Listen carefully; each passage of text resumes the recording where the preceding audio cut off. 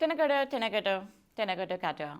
Welcome to Kōrero with Vaishali, where everyone comes to love, laugh, live the moment and inspires all to live our life in its authentic way, being the best version of ourselves.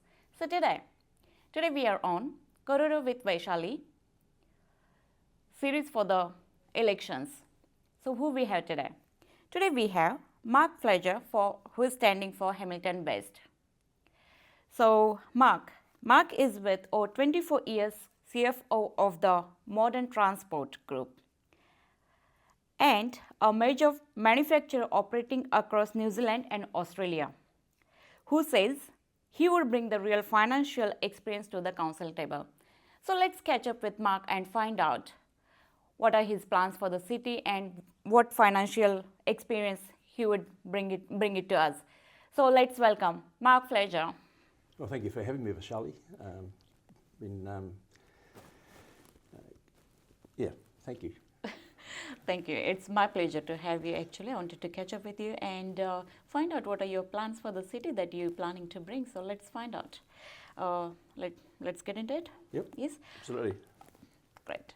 So first thing first, could you please introduce us a little bit about yourself, your professional life, and a little bit personal life as well? Well, I'm Mark Flyger. My professional life, I've been an accountant for 43 years now, I think it was, 43.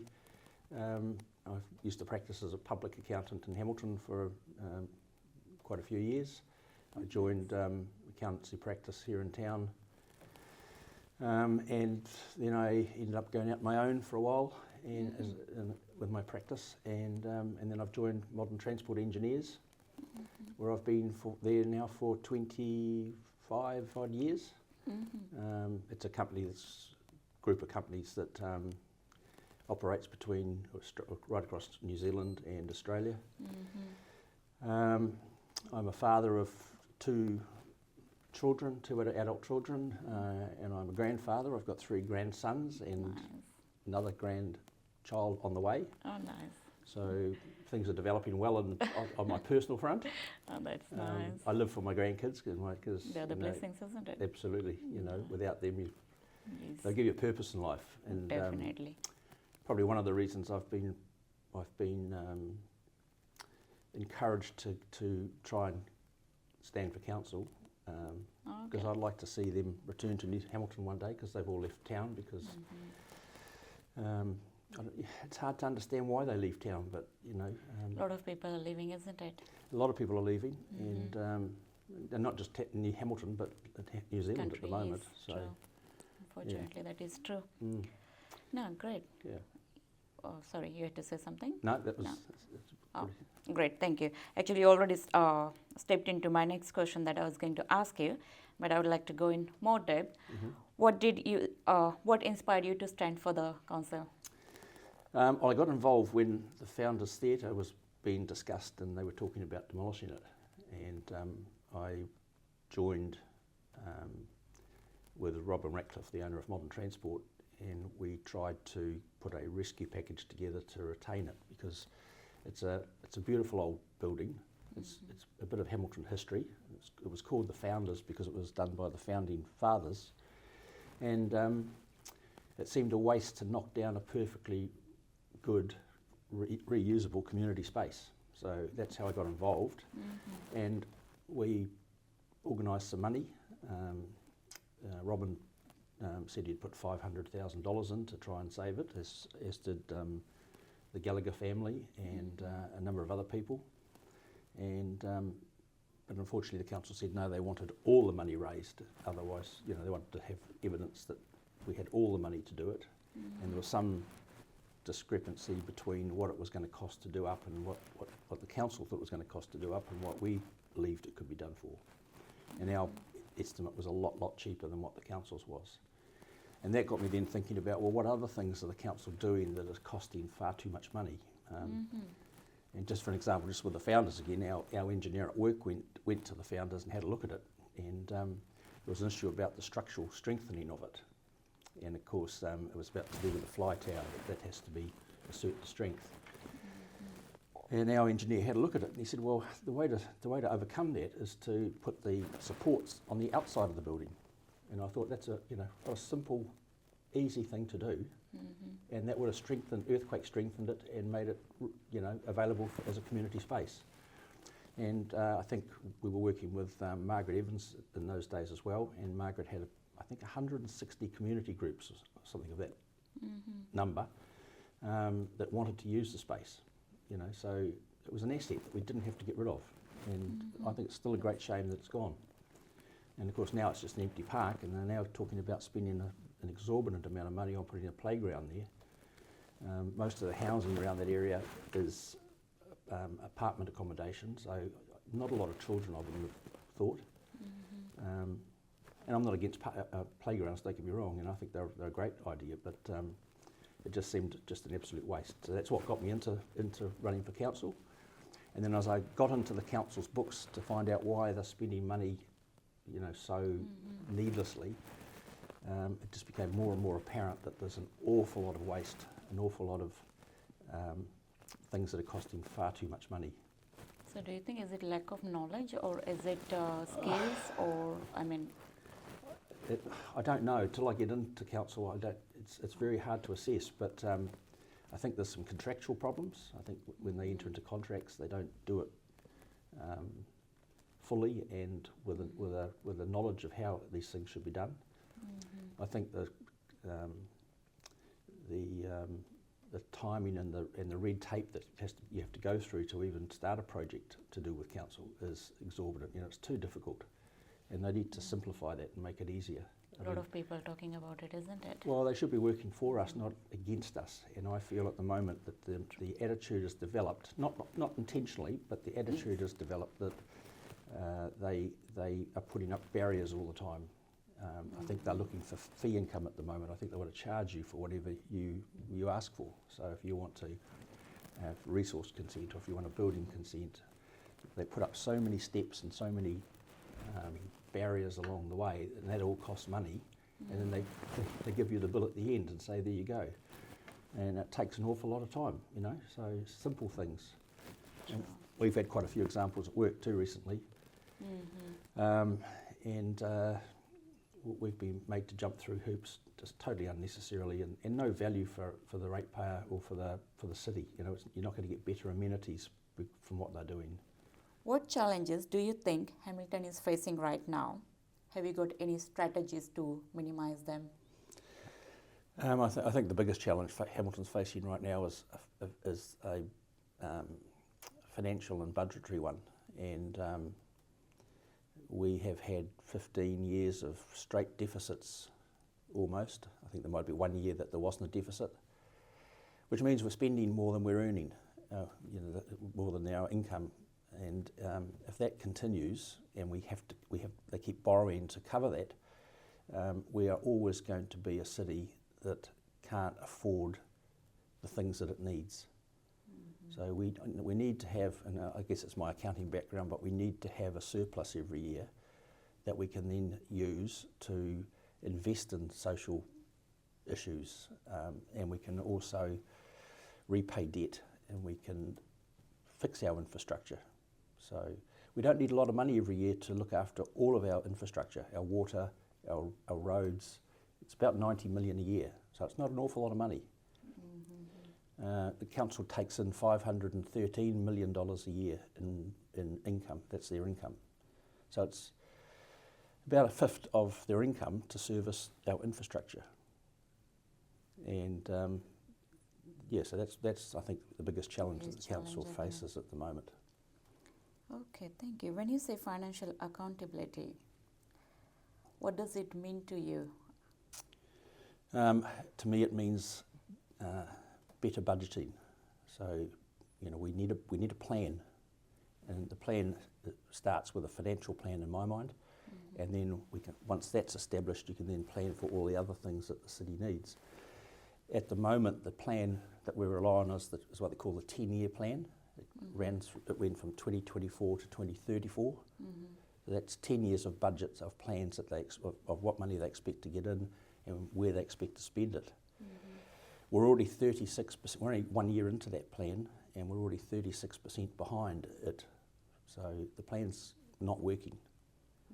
So, and it's not working because Not practical. not practical. So there's no point aiming for the stars when you're only coming in at the level of the surface of the moon. Well, that's a bad example, but you know what I mean.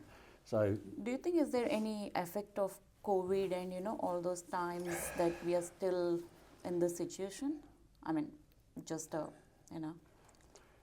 well, funny enough, we were talking about that last night about what the effect of COVID was on society and what it's done to us, and what the what effects it's been having. It could have, but I mean, I don't think we should dwell on that, because what's the point? It's gone, it's finished. We need to move on, and we need to move on quickly. We need to establish a plan that sees us come out of the mire and move forward. Okay. So planning is one way.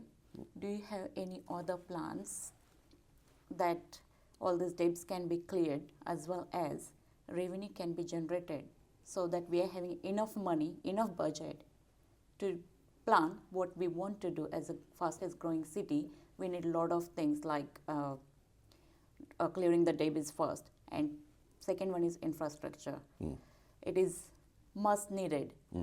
And not just for the fastest growing city, but for generations to come. As you said, your grandkids, and we all want them to live in good place. Absolutely. So do you have any other plans that this can be achieved? Yeah, I think the one of the things I'd like to do is look at what they call the development contribution levies, because they are at the moment they're stopping development. They're stopping the improvement of our city. They're too high, and again, just using work as an example, we've got plans to build a 20,000 square metre building, and we put them to council and said, here's our plans. We got resource consent. They said, yes, you're good to go. There'll be a $3.5 million development contribution levy. And we said, whoa, pardon? And they said, yeah, $3.5 million. Well, that means that if we built that building, we've got to charge rent of $350,000 just to service the development contribution, let alone the construction costs. So we've shelved it, we've stopped it, which means no employment for the staff, the people that would have built it, no employment for staff that would work in it. It's a shame, it's a crying shame.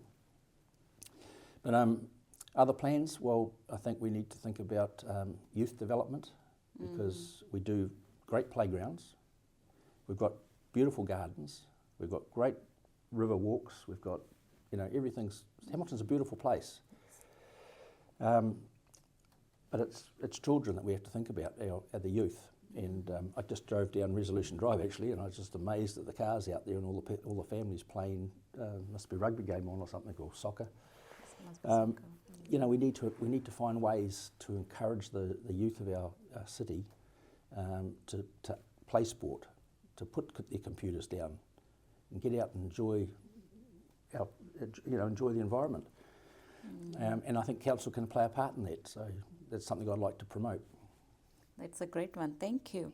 How would you address housing affordability in Hamilton, and what actions would you take? Halve the DC levies for a start. That's a big component.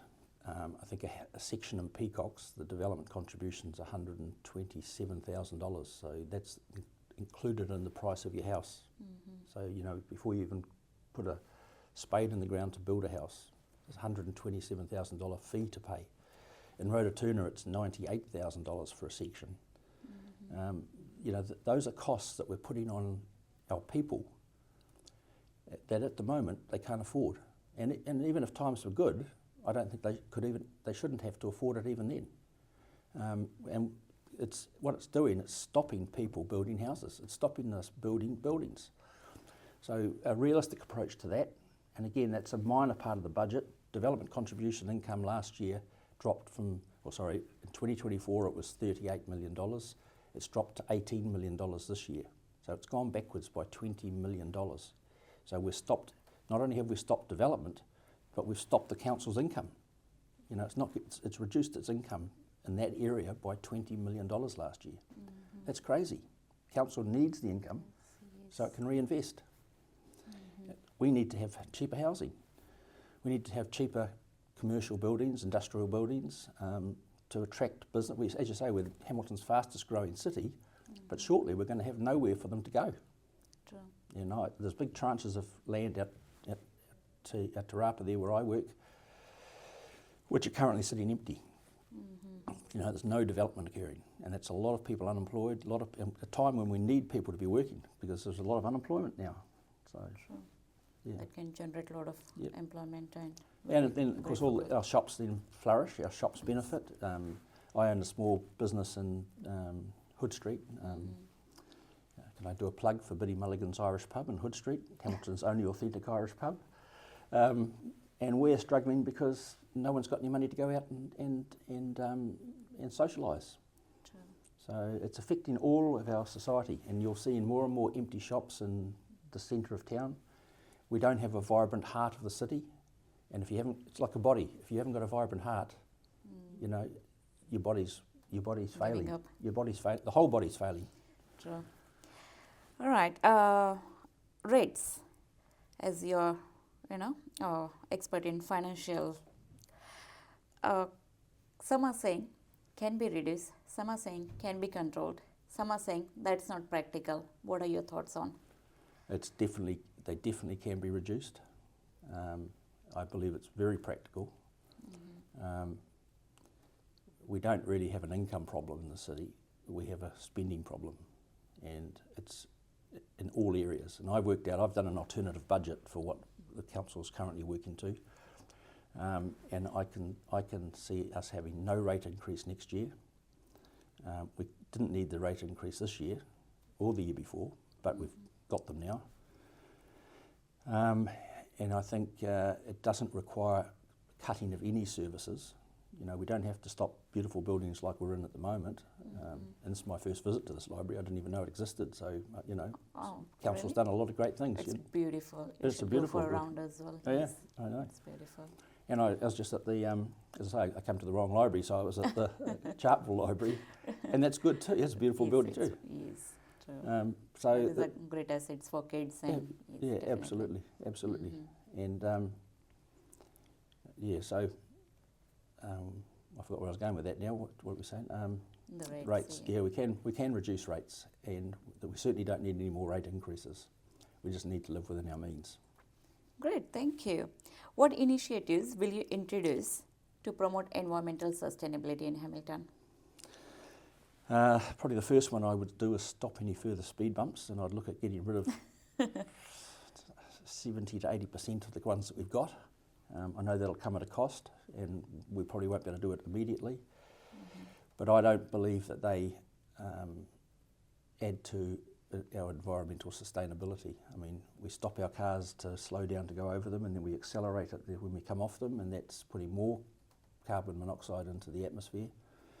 The other thing I'd like to do is see us clean our lakes and rivers, because they're not clean, and I know that's probably a regional council responsibility, but I think Hamilton City has a part to play in that as well.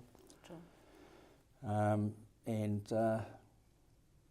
Yeah, that's probably the two main things that I can think of just off the top of my head. Great, thank you. Do you think existing public transportation is efficient, or do we need to make some major changes so that we are ready for the fastest growing city? Yeah, it's a hard one, isn't it? But I think it's efficient at peak hours. It moves a lot of people at peak hours, and I've seen the buses full at 9 o'clock in the morning and 8:30 in the morning, or whatever, 8 o'clock. But for the rest of the day, they're inefficient and they're running around empty. Drivers probably like it, I don't know, but maybe they don't. So I think we need to look at alternatives, and we've discussed this at length with various people, and I think minivans during those times might be a better option because they're smaller, they don't use as much fuel. So maybe we should have a fleet of those that the drivers can do, in those off-peak times. I'm a great believer in trains because I've lived in the UK for 7 years in the past, and they're a great way to get around, both underground and above ground rail networks. But if you're going to do it, we have to do it properly, not experiment. You know, we wasted a lot of money. I think last year we've lost $6.3 million on the Huia train service. It's a failed experiment, you know, $6.5 million last year, probably for the last 4 or 5 years as well. So we've already probably wasted the thick end of $30 million on a trial. Why don't we put that money into doing it right the first time? You know, why don't we say let's get a plan again, a robust plan that works, and make it happen.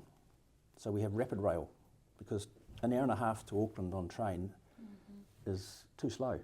You know, the people that are going, yes, they're going, but they're going just for the outing. They're not going because they're doing business or they've got friends to see or what have you. They're going for a nice ride if you've got an hour and a half and an hour and a half back. All right, thank you. What measures will you take to reduce homelessness and provide support for those in need? That's even harder than the last question. Sorry, that's the reality. We can't. I don't know. I mean, it's a difficult area. There was a motion recently in council, I believe, to alter the bylaws to enable the police to move them on, but that's not a solution. That's just transferring the problem from one place to another. Unfortunately, I think that's a central government problem. I think whatever resources Hamilton City Council's got, they should be looking at those and making sure they're as effective as possible. But other than that, there's not a lot of City Council can do. You know, I mean, it's most of those people, because I own a pub in Hood Street. We see them on the streets. You'll see them on the streets early in the morning, last thing at night. Most of them have mental health issues or drug dependency issues, and you know they're deep-rooted problems that it's unrealistic to think that council can fix those. We're not mental health specialists, we're not drug and addiction specialists, but there are those specialists out there, and they need support, they need money to do their job. And I remember back in the day we used to have a facility out towards Te Amuri called Tokanui Hospital, and that's where people with those mental health conditions went, and they were properly looked after. There was nursing staff, and they had decent care, you know, 3 meals a day and a warm roof above their head, and they were looked after. And that's gone, unfortunately. And that's an initiative I think that's something that should never have gone. They should have retained it and developed it. But again, that's a central government thing, and I don't think the council can do much in that space at all. Apart from advocating and helping this. We can advocate, but I mean, look, any member of the public can advocate the government to do something, can't they? But great, thank you. You already covered my next question pretty much actually. So how would you support local small businesses to grow? Do you have any plans to support these small businesses? I've got a heap. Bring it on. Well, first thing is, reinstate 2-hour free parking in the centre of city. We've got to bring people back into town. I think we should really have a good look at Victoria Street and Garden Place. We're critically short of parking in the centre of town. The garden, the concrete garden, raised garden things in the middle of the city, they don't even look attractive. You know, they're not appealing to look at, and I think we might be better just to get rid of them and open that main road up and put angle parking back in like it used to be. So people can come in, drive, park, go to the shops, and spend their money, because that's what shopkeepers need. They need people in there spending their money. Safety is another thing. I think I would like to see more police on the beat like we used to have back when I was a boy. They probably don't do much, but just to have their presence there can be a deterrent in itself, you know. What else would I like to see is we basically need to solve the financial crisis and the affordability issue to put more money into people's pockets so they can go out and spend it as they want to spend it.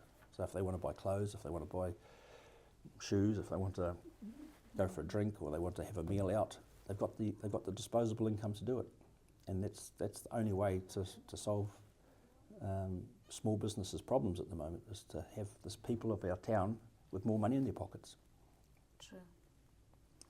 Great, thank you. That's a good one. Okay, we're coming to random questions now. What are top 3 things Hamilton needs right now?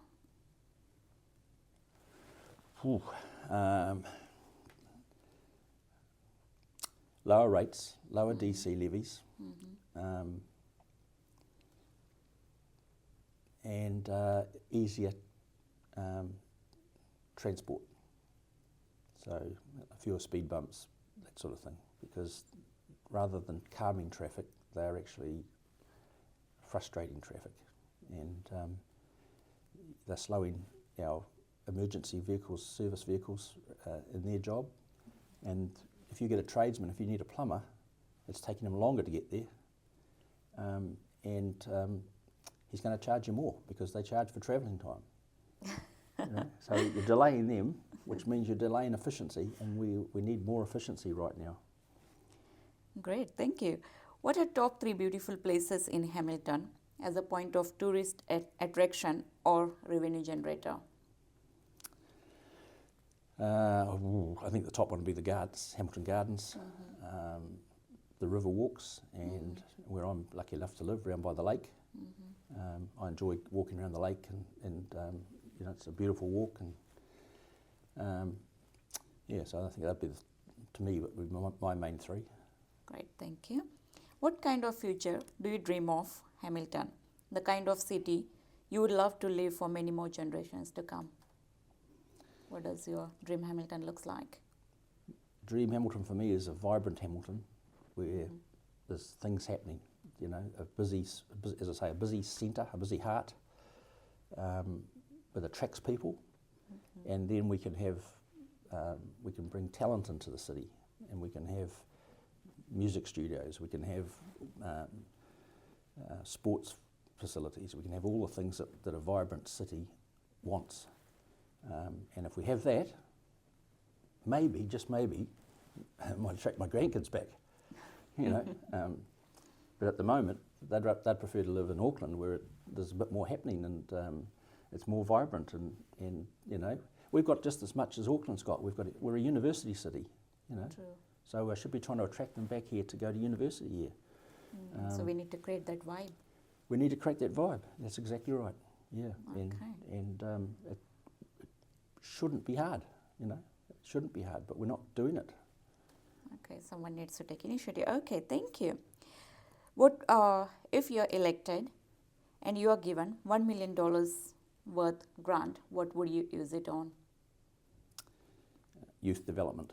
That would be my top priority, because if we get our youth early enough and we look after them and we encourage them to do sport and to do arts and stuff like that, they won't end up on the street homeless later on in life. You know, they'll have a purpose. And my boss, Robin Ratcliffe, keeps talking about self-esteem. We need to improve our people's self-esteem, because without that, you've got nothing. You know, I was lucky. My parents weren't wealthy. My dad died when I was 14. So you know, we didn't have a lot of money, but we were encouraged to educate ourselves, go to school, because once you qualify, you get a qualification of some description, whether it be a plumber or a drain layer, or as in my case, an accountant or a lawyer or whatever, a doctor. Doors open. You've got options. You know. Yes, once you have skills here. Once you've got skills, you don't have to be a doctor if you qualify as a doctor, but you can got the skills to go into other areas. And the more skills you have early in life, the more doors open for you, and the more opportunity and things future you've got. So that's what I would like to see. We do, as I say, we do our children's playgrounds very well. But what about the next level, the youth level? That's the biggest turning point for any human. Absolutely, yeah. For a boy, age 14 is probably a critical time, because that's when they go from being a boy to a man. And I'm not sure about girls, but yes, I am, because I've got a daughter as well. and 14 is not a good time of year. I think that's the age. You're right. I think youth needs to be. That's the age. It's a turning point for their lives. So they need some sort of guidance, some sort of support, and some sort of place to go to, where they can seek guidance and show Yeah. them the proper way of. At the moment, it's those. It's social media. It's Unfortunately, it's doing a lot of harm. it does a lot of harm, and we need to get them away from those for a while. And as I say, play sport. Get involved in the arts. You know, whether it be singing or dancing or theatre. You know, and then we've got a great. That adds to our vibrancy, because then we've got a great theatre organisation. We've got a great sports organisation. We've got great music scene. You know, and. Nice, great, Yeah. thank you. That's a real great one. I like that. All right, do you have any message for our audience? Not really. I'd appreciate your vote. I'm not a career politician. I don't want to be a politician. I just want to see our city thrive and develop and become vibrant. So, yeah. Great. Thank you very much. Great, thank you. Thanks for coming on Kōrero with Vaishali and sharing your all insights and financial knowledge with us. What can be done? Oh, that's great. Thank you very Yes, much. thank you everyone. So yes, your future depends on your vote. So please don't forget to vote. Please vote. Thank you.